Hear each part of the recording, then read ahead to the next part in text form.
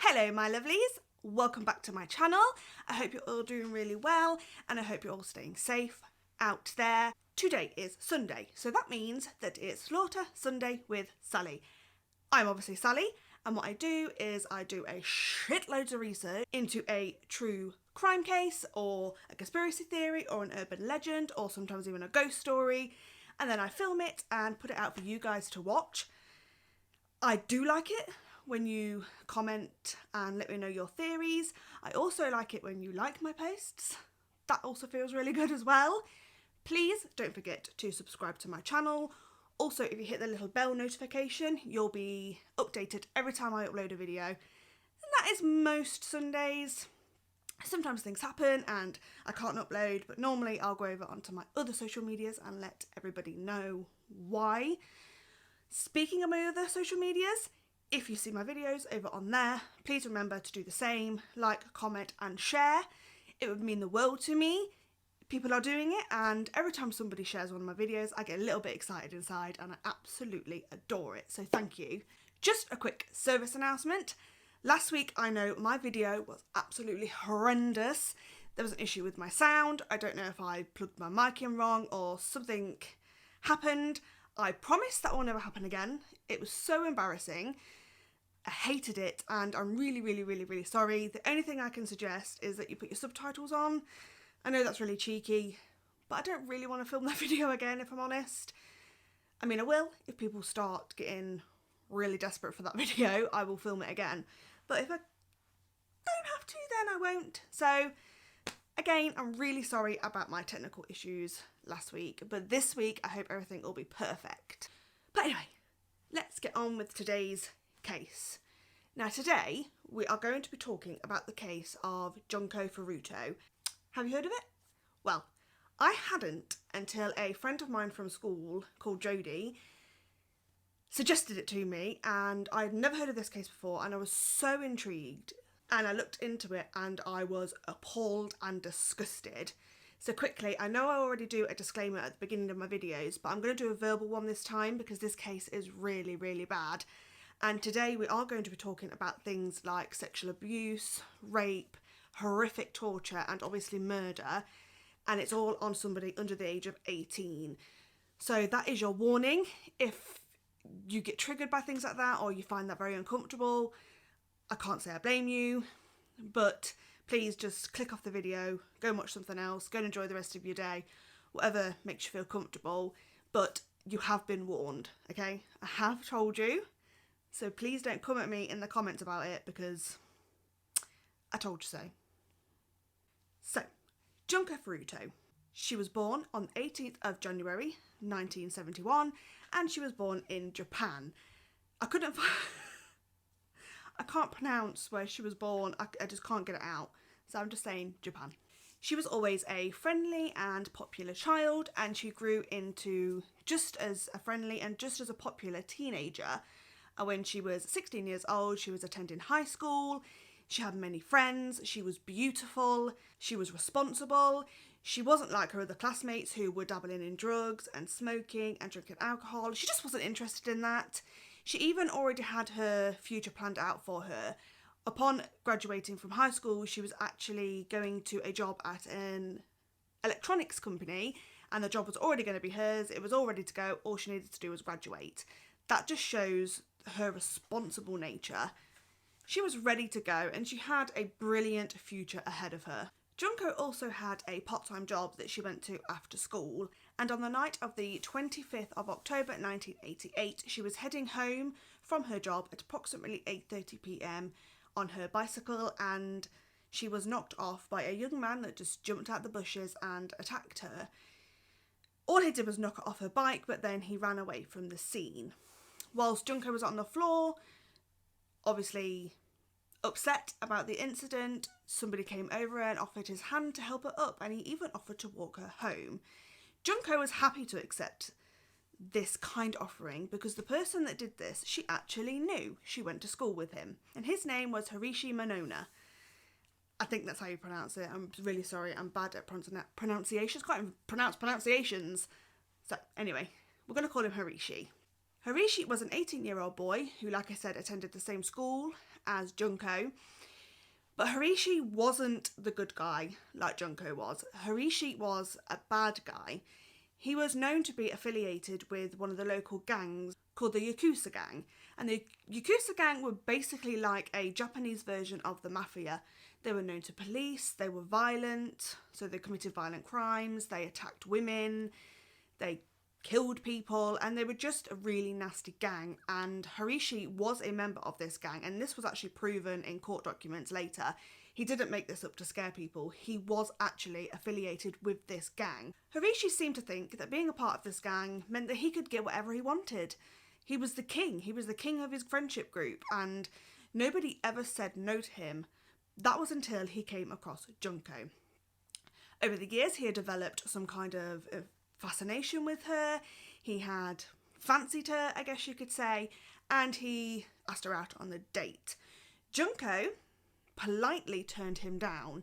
She wasn't interested in dating. She just wanted to get on with her studies and get on with her life, really, and she had no interest in boys at this particular time. Apparently, Harishi did not take this well. People did not reject him. He was a king, and it would appear that he was still very, very, very much furious at the fact that this woman could turn him down. Now, nobody's 100% sure how it happened, but Harishi managed to somehow, while walking home with Junko, lead her to an abandoned warehouse. And it's in this warehouse that he started shouting at her and telling her about his connection to this Yakuza gang. And he said to her, if you don't do what I want you to do, then I will kill you and I will kill your family. So Junko was kind of trapped at this point. She didn't know what to do. And this is the place where Harishi would first rape Junko. Later on that evening, Harishi took Junko to a local hotel where he raped her another 2 times. At this point, it was getting to sort of early hours of the next day. It was sort of about 3 a.m.-ish time, and Harishi was wondering what he could do with her now. He seemed to become very power hungry, and he was very, very angry still that Junko had turned him down. He had already humiliated her and scared her and threatened her, and he just didn't know what to do with her next. So he decided to call his friends, and his friends were called Noboru, Joe and Yasushi. I can't pronounce some of their names, so we're just going to leave it at that. He called these friends, who he was the king of, and told them what he had done to Junko. The rest of the boys seemed to think that this was brilliant, and they wanted to get in on a piece of this action. So they told Harishi to keep hold of her and meet them at the local park. So that's what they did. Harishi took Junko to a local park and met the other 3 boys. At this point, Junko recognised one of them, and it turned out that Noboru is the young man that knocked her off her bicycle, and it suddenly became clear to her that the whole thing had been set up from the beginning. We don't know when and we don't know how, but it did appear that Harishi and Noboru had made this plan that they were going to attack Junko and teach her a lesson for turning Harishi down. Harishi then gave her belongings to the other 3 boys, and they searched through the belongings and found Junko's address on one of the documents. And then they used this as leverage to punish her some more, and they told her that if she didn't do everything that all of them said, then they would go to her house and kill her family, because they were all affiliated with this local gang. This obviously terrified Junko, and she did exactly what they asked her to do. All 4 boys then took Junko to Noboru's house that he shared with his parents and his brother, and Junko was made to pretend to be Noboru's girlfriend. And initially this is what they did, but eventually they found out that they didn't need to, because Noboru's parents were so afraid of their son and their son's friends that they just went along with what was happening. It's something that I found on the internet called bystander apathy. So they know what's happening, but they don't do anything to stop it. It's either out of fear or, well, actually it's normally out of fear. They're afraid of what would happen if they gave their son into the police, or if they let this girl go, or if they helped her in any way. So in the end, they knew what was happening, but they didn't do anything. And the 4 boys would take Junko down to the basement, where she would spend the next 44 days being raped and tortured by the 4 boys and approximately 100 other men. It came out in court documents later that Junko was actually raped up to 400 times. Poor fucking girl. But this isn't where it ended. Poor Junko wasn't just raped, she was tortured for these 44 days. And I'll go into that a bit more later. But on the 27th of November, Junko's parents obviously noticed that their daughter was missing and they were obviously concerned, so they contacted the police. The 4 boys, knowing that this would get them into an immense amount of trouble, forced Junko to ring her mother and say that she had run away and she was staying with friends and she was safe. And she asked her mother to call off the police search. And this is exactly what happens. Junko's mother, believing her daughter is safe, calls off the police search and nothing else comes from it at that moment. Over the next 40 days, Junko would be tortured more progressively and more progressively. It would get worse and worse and worse as days went on. She was starved and beaten, forced to eat cockroaches and drink her own urine and eat her own feces. She would be hung from the ceiling and people would come and hit her with iron bars, golf clubs, bamboo sticks, anything they could lay their hands on. They would also lay her on the floor and drop heavy dumbbells onto her stomach and onto her face. Not only was she raped by over 100 men, she was also forced to masturbate in front of them as well, causing further humiliation. On top of that, foreign objects would be inserted into her vagina and into her anus, and these were things such as lit light bulbs, bottles. They even inserted fireworks into her anus and set them off. They put skewers and scissors and basically anything they could find, they would insert it into her. I mean, this is tough, and I'm really sorry if you're really struggling to hear this. The insertion of items into her vagina and anus obviously caused extreme damage to the poor girl. She ended up being incontinent, so that means that she couldn't urinate properly and she would wee herself all over the basement. This would infuriate the boys and they would beat her even harder. She would obviously poo herself because her bowel was damaged completely, and she had no control of anything at all by this point. She was obviously, like I say, she was being starved and she wasn't getting any fluids into her system, and she was just becoming weaker and weaker and weaker. They also burnt her clitoris with lighters and they burnt her eyelids with hot wax. They would pierce her breasts with needles and they even tore off her left nipple with a pair of pliers. During the assaults, Junko would obviously fall into unconsciousness from the pain and the fact that she was so weak and she just couldn't take it anymore. The boys would make things worse after this. They would get angry because she was unconscious.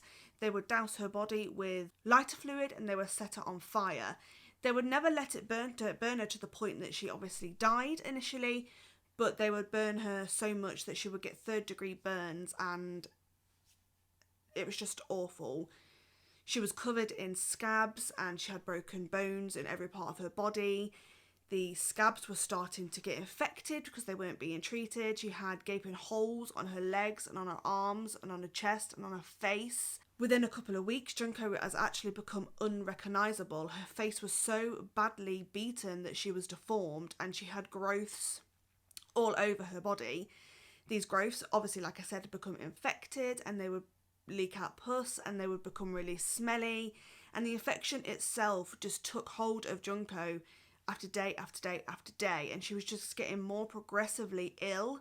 If Junko was to become unconscious during an assault, the boys would dunk her head in ice cold water to wake her up, and then they would carry on assaulting her even more. Sometimes the attacks would last up to 4 hours a day. Now, the police would miss 2 chances to save Junko's life. A couple of weeks into her imprisonment, a young boy was invited by the 4 boys to come and have sexual relations and torture Junko at their home.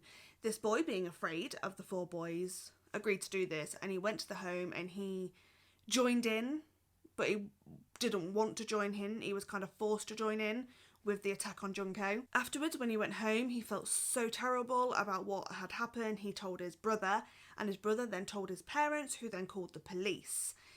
The police did take it seriously initially, and they showed up at the home of Noboru. His parents opened the door and said that there was no girl being held there. They didn't know what this woman was, these parents were talking about. And they even offered for the police to come in and take a look around. Now, the police, being the morons they are, which is a common theme in my videos, thought that this family offering them to come in and have a look must mean they're not guilty, because why would somebody do that? Because they're narcissists and psychopaths. So the police just left. They thought that was good enough for them, and they just left poor Junko to carry on being attacked. The second occasion came through Junko herself.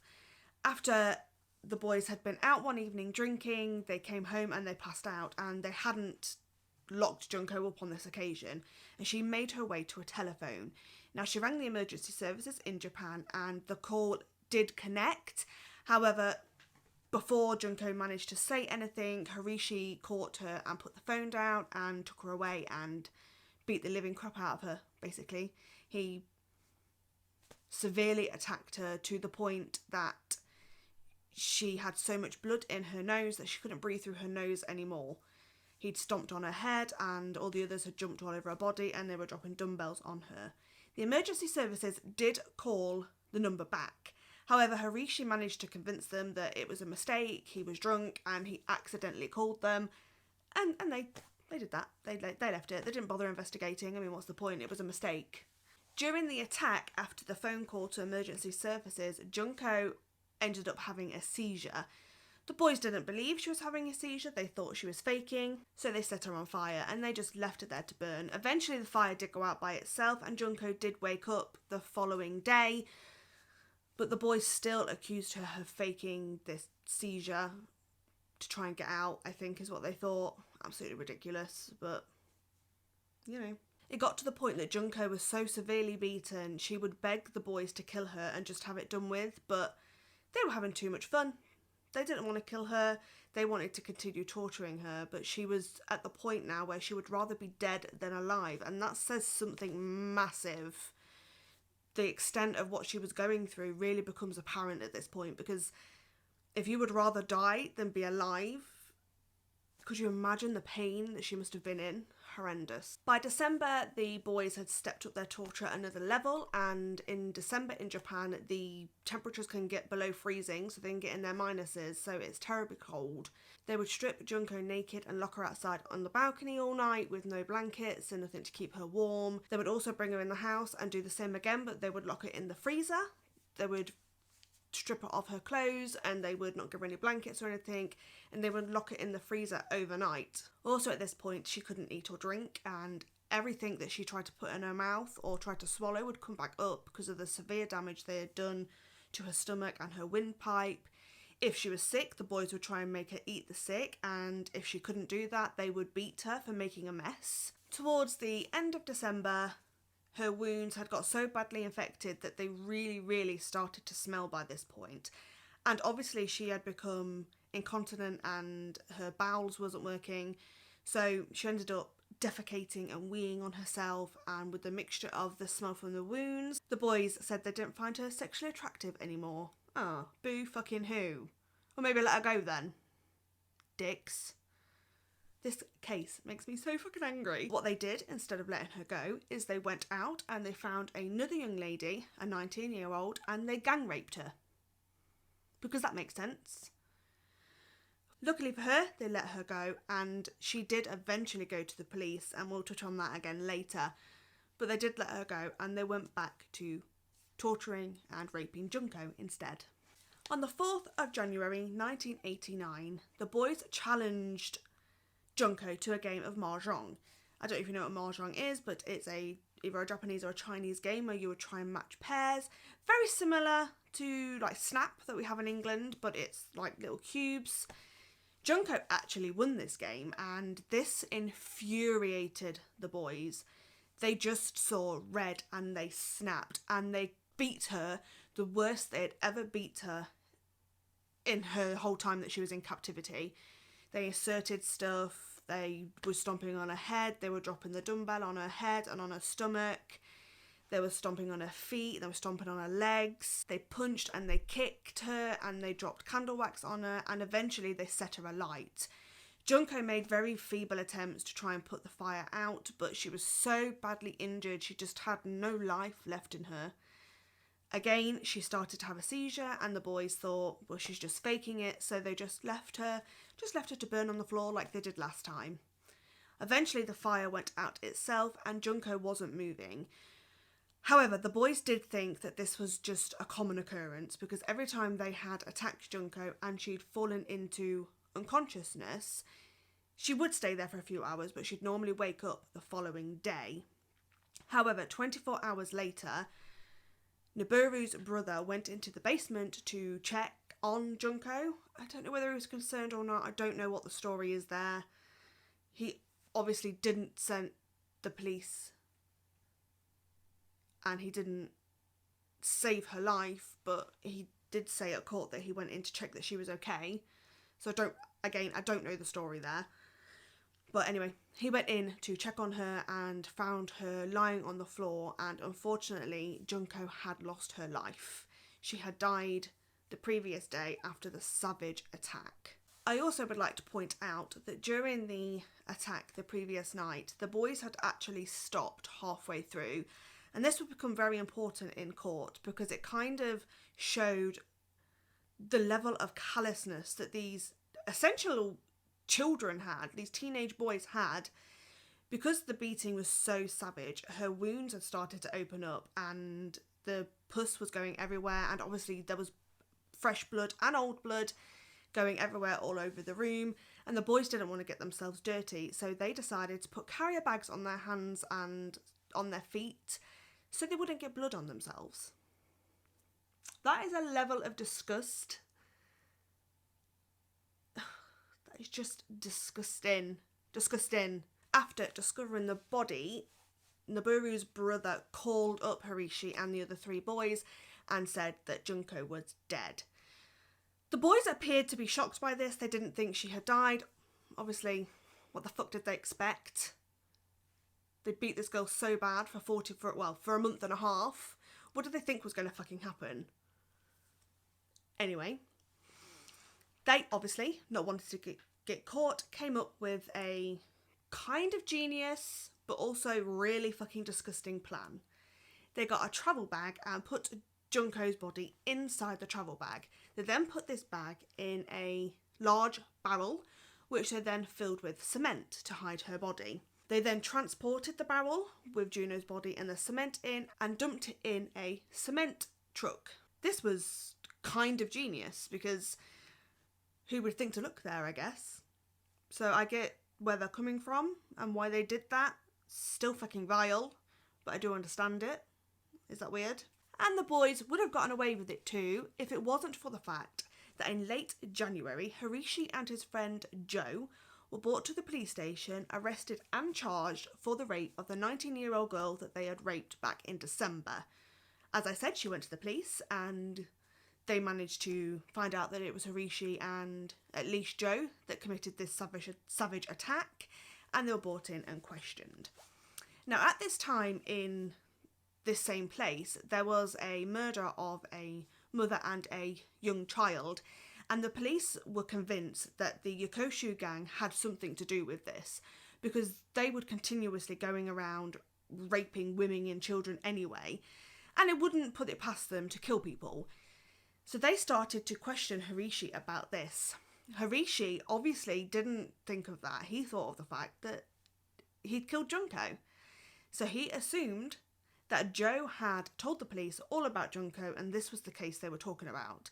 However, we know they weren't, so the police were a bit taken aback when Harishi told them about Junko and the fact that they had caused her death, and he actually led the police to Junko's body. Upon getting the body out of the cement truck and getting her out of the cement, they were able to very quickly identify Junko based on her fingerprints, but she was completely unrecognisable. In fact, some of the police said at the court hearing later that from the photos that they saw, this looked like a completely different person. Her face was so disfigured that they couldn't actually tell if it was a man or a woman. They couldn't tell her facial shapes. They couldn't even really tell that she was Japanese because she had been beaten that savagely. And some of the police actually had to have a lot of therapy because her body was so mutilated. It's just an image that stayed with some of them for the rest of their lives. Another thing to add that makes it even more disgusting is that during the autopsy, the coroner found that Junko's brain had shrunk in half its size from the savage beatings, and she also, even though her insides were completely mutilated and scrambled, she had managed to become pregnant. And that to me really was the cherry on the top of this cake. When I read it, I cried. I actually cried. This poor girl went through all this, and then somebody that attacked her, and it could be any of 100 men, had managed to get this girl pregnant, and she died. And it's just awful, and it's disgusting, and I can't understand how anybody could treat another human being this way. You don't even treat dogs that way, or maybe they do in Japan, I don't know. But we don't even treat dogs, we don't even treat rats that way, and they're treating a human being this way, and I just can't get my head around it. I just can't. Initially, due to the age of the boys, their identities were actually locked away by the court. However, a really popular Japanese magazine decided that these boys were too disgusting, and they couldn't have these boys' names not being released because of the callousness and the disgusting nature of their crime. So they printed the boys' names, and I'm really glad they did, because they didn't deserve anonymity. They didn't deserve that. What they did to that girl is fucking awful, and I don't get it. It's just like in the James Bulger case that I will talk about eventually. Why are they being given new identities? I don't understand. I don't understand how people can commit these horrendous crimes and just then nobody know it's them, or they get new identity. I can't understand it. I don't understand the justice system in that way. I don't get it. And it infuriates me. So, at trial, all 4 boys admitted to causing the death of Junko. Not a single one of them admitted to murdering her, because they claim that it wasn't premeditated, so it wasn't murder, but they do admit to causing her death. Now, what I'm about to say may make you very, very angry. It did me. I could feel my rage boiling. Their sentences... What? I'm just gonna take a second, okay? Sentences. Harishi was sentenced to 17 years in prison, the highest he could possibly get because of his age. However, he did try and say that the sentence was too long, so he tried to appeal his sentence, and the judge was like, yeah, we did give you the wrong sentence. Have another 3 years. So he was eventually sentenced to 20 years. Still not enough. Nibiru was sentenced to 5 to 9 years. Yasushi was sentenced to 5 to 7 years. And Joe was sentenced to 8 years. That's it. That's all they got. For mutilating and killing essentially a child, this is what they got. This is it. And most of them were released early. I mean, first of all, what the fuck? The judge said because of the boy's age, this is all he could do. His hands were tied. He couldn't give them any more time. I think that's something that needs to change drastically. I did look into Japanese law after I researched this video, and I couldn't see anywhere where that had been changed. I couldn't see anything that had said that children could be tried as adults and all that kind of nonsense that we have in England. I didn't see any change in the law, which pissed me off even more. I can't tell you that things have changed because I don't know. Harishi applied for parole in 1994. That was denied, but he was released in 2009. He was rearrested in 2013 for fraud, but he was eventually released without charge. Isn't that nice for him? And what's even worse is that he would happily talk about this crime. He would almost brag about this crime to anybody that would listen. He would answer questions, he would laugh about it. He was just a disgusting piece of shit. Noburu's parents were sued by Junko's parents because it all had happened under their roof. They were never brought to court. There were no criminal charges ever brought against them. But they were sued and they were told they had to pay compensation to Junko's parents. Upon his release, Noburu actually went to live with his mother again. I don't know if it was in the same house. I'm not sure. I couldn't find that. But he did move back in with his mother. But in 2018, so just 2 years ago, he was rearrested again for attempted murder. Funnily enough, he had attacked a man with an iron bar and slashed his throat. Since his release, Yasushi has actually kept a low profile. Nobody knows where he is, and that is fine by me. He hasn't committed any crimes, he's just moved on with his life, and that's great. Joe, however, he has always boasted about his part in Junko's murder. Just like Harishi, he brags about it, he talks about it, he laughs about it, he doesn't give two fucks what anybody thinks. He also spent some compensation money that was meant for Junko's family. He spent it on luxury items and absolute nonsense, which shows his lack of remorse and his absolute disgusting character that he would do that. In 2004, he served another 7 years in prison because he attacked another man. He got married to a woman after his first release, and he thought that this particular man was seeing his wife, so he attacked him, took him to his mother's bar and beat him and basically said, "I've killed before, I know how to get away with it, so, you know, I could easily do you over, mate." But anyway, he was caught and sent back to prison for 7 fucking years. And the most disgusting thing about any of these families is that Joe's mother, the fucking bitch that she is, she trashed Junko's grave because she said that that girl ruined her son's life. No, your son ruined his fucking life when he attacked a child and he raped her and he beat her and he fucking murdered her, you stupid asshole. I hope she fucking dies. I really do. I don't say that about many people, but I really hope she fucking dies a horrible death. Horrible death. On the 2nd of April 1989, Junko was buried in her local town. It was a very moving ceremony. It was very hard for her parents and her friends. It was packed because she had so many friends. Her old head teacher presented the parents with her diploma and her best friend did a speech, a very moving speech about the fact that they could still graduate together, and it's really very touching and very lovely. And also Junko's new job that she would have started after leaving school that very year gave the parents the uniform that they had allocated for her, and all of these items were actually buried with Junko. So sad, so tragic.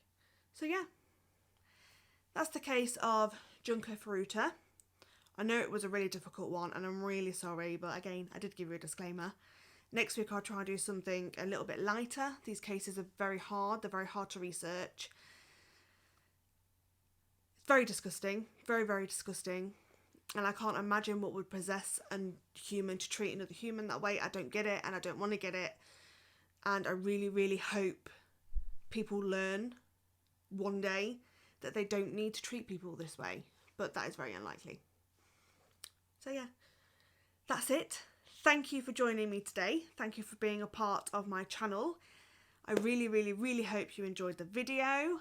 I really hope you stay safe out there and your health is good and your mental health is good and you're just doing what you need to do to get through these uncertain times. Also, please remember to subscribe to my channel and hit that notification bell to find out when my next videos will be. And like I say, if you see my things on my other social medias, I'm going to try and pop here. Please remember to share them and like them and comment. I would really appreciate it. But I'm going to love you and leave you now. Have a wonderful day. Have a wonderful week. Have a wonderful year. And please remember to stay safe and don't kill anybody. Okay?